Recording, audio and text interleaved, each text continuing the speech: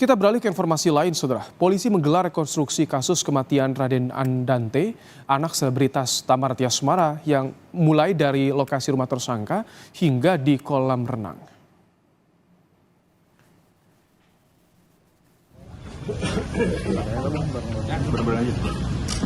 Ada 102 adegan reka ulang yang dilakukan tersangka untuk mengungkap motif pembunuhan dari anak artis Thamara Dante. Dalam rekonstruksi terungkap jika sebelum mendekati korban Dante, tersangka sempat melihat lokasi sekeliling. Tersangka juga memutar badan membelakangi CCTV.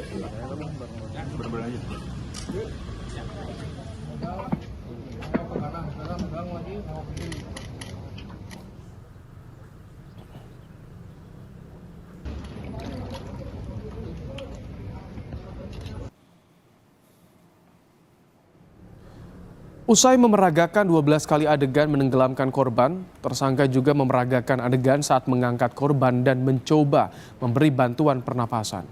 Dalam reka ulang adegan juga terlihat sebuah tabung oksigen di dekat korban dan tersangka.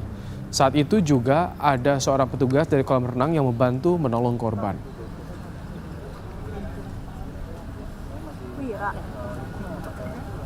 Wira Setia.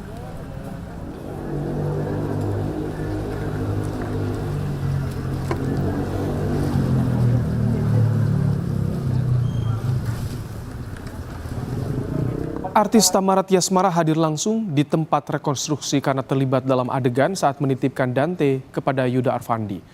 Saat menjalani adegan rekonstruksi, Thamara Tiasmara sama sekali tak melihat Yuda Arfandi. Ia terus memalingkan muka meskipun tersangka ada di dekatnya. Dalam adegan terungkap, Thamara membawa baju renang anaknya dalam tas transparan bertuliskan nama Dante. Thamara juga tak kuasa menahan tangisnya usai adegan di dalam mobil.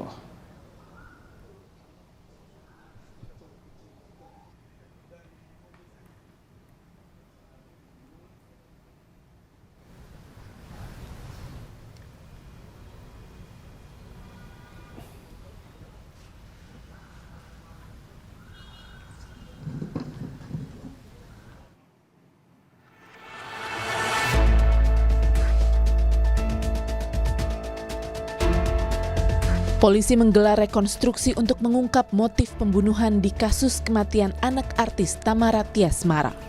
Ada 115 reka ulang adegan pembunuhan yang dilakukan tersangka Yuda Arfandi, mulai dari rumah hingga adegan di kolam renang. Direktur Reserse Kriminal Umum Polda Metro Jaya Kombes Wira Satria Triputra mengungkap fakta baru di rekonstruksi kasus kematian anak Thamara. Polisi menyebut pelaku yang juga mantan kekasih Thamara membantah telah mengakses informasi untuk mengetahui keberadaan CCTV di kolam renang. Padahal dari bukti yang dimiliki polisi, tersangka sempat membrowsing internet untuk mengetahui apakah ada CCTV atau tidak di kolam renang. Pada adegan 13, yaitu pada jam 15.11, tersangka YA membrowsing dan mengakses CCTV kolam renang Palem dengan menggunakan handphonenya. Ini berdasarkan keterangan dari ataupun hasil pemeriksaan daripada analis digital. Ini sebagai bahan nantinya untuk kita mempertimbangkan dalam penerapan pasal, khususnya dalam penerapan pasal 340 ataupun pembunuhan berencana. Polisi memastikan fakta dan bukti baru yang didapatkan terkait pengecekan CCTV di lokasi yang dilakukan sebelum kematian anak Thamara bisa menguatkan pasal pembunuhan berencana. Tim Liputan Kompas TV. Lebih lengkap terkait dugaan unsur perencanaan di kasus kematian Dante, anak dari artis Thamara Tiasmara, kita terhubung dengan jurnalis Kompas TV ada Cindy Permadi. Selamat petang, Cindy. Apa saja fakta terbaru yang memperkuat dugaan unsur perencanaan di kematian Dante? Ya Ibrahim, selamat petang. Salah satunya yang digarisbawahi adalah adegan ke-13, yaitu adalah adegan ketika tersangka ternyata di perjalanan dari rumah tersangka menuju ke TKP sempat mengakses internet yang untuk mengecek apakah ada CCTV atau tidak di tempat kejadian perkara. Saya akan sambil menunjukkan kepada Anda Ibrahim dan juga saudara bagaimana kondisi terkini di tempat kejadian perkara. Di tempat kejadian perkara ini juga jadi salah satu lokasi rekonstruksi. Jadi hari ini total ada 115 adegan yang diperagakan oleh polisi di 2 lokasi. Pertama di Polda Metro Jaya yang diasumsikan sebagai kediaman dari tersangka. Ada 13 adegan di sana mulai dari ketika tersangka mengajak korban berenang melalui pesan singkat kepada ibunya, kepada Tamara Tiasmara, kemudian persiapan hingga kemudian menuju ke TKP. Sementara kalau di tempat kejadian perkara sendiri, di area kolam renang ada 102 adegan dan 69 diantaranya disebutkan sebagai adegan yang krusial. Saya akan langsung mengajak Anda, Ibrahim, untuk berbincang bersama dengan Kompol Bara Libra, Kanit 2 Subdit Jatanras Polda Metro Jaya. Mas Libra, selamat sore. Terima kasih waktunya untuk Kompas TV. Mas, kan tadi ada yang di garis bawahi adalah adegan ke-13 tadi ya. Kalau ada adegan tersangka mengakses internet dulu untuk ngecek ada CCTV atau tidak. Juga di TKP ada tersangka mengecek situasi terlebih dahulu. Apakah ini bisa untuk memenuhi unsur pembunuhan berencana di pasal yang disangkakan? Baik, untuk pembunuhan pasal pembunuhan dengan berencana, ini menjadi salah satu untuk pembunuhan unsurnya. Jadi ada hal yang krusial ini kami temukan setelah adanya analisa dari handphone tersangka, hasil analisa digital forensik, ya kan, salah satunya itu ada history log, ya kan, dengan pencarian CCTV kolam renang Palem, kira-kira begitu. Tapi apakah itu juga sudah cukup untuk memenuhi unsur pembunuhan berencana tadi atau masih perlu dilakukan pendalaman sebenarnya? Jadi untuk memenuhi unsur-unsur yang sudah kita persangkakan, salah satunya pembunuhan berencana, pembunuhan biasa, kemudian kelalaian, kemudian ada kekerasan terhadap anak, itu kita menggunakan pendekatan menggunakan 9 keterangan ahli yang sudah kita kumpulkan. Jadi tadi dari yang history log tadi itu hanya salah satunya aja. Jadi sudah ada 9 keterangan ahli yang sudah kita kantongi. Artinya dari rekonstruksi kemudian keterangan ahli nanti akan digabungkan untuk disimpulkan apakah bisa memenuhi unsur 340 atau tidak gitu ya Mas? Ya, kira-kira betul. Kalau dari rekonstruksi ada fakta baru tidak Mas yang ditemukan? Ya tadi yang disampaikan, ya, termasuk itu adegan yang ke-13, memang itu adalah temuan terbaru kami dari hasil analisa digital terhadap handphone milik tersangka.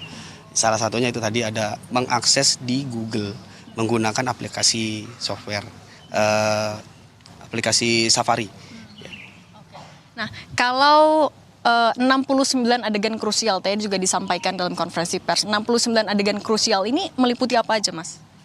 69 adegan itu termasuk adegan yang berada di kolam renang yang dalam, kolam renang dewasa, ya kan, yaitu termasuk yang 12 kali tersangka YA itu membenamkan korban ke dalam air, termasuk peristiwa di mana tersangka itu pada saat membenamkan atau kan sebelum membenamkan itu menengok ke kanan ke kiri, intinya itu. Nah, yang juga ditunggu oleh publik juga adalah soal motif, Mas. Apakah sejauh ini sudah bisa disimpulkan motif pembunuhannya?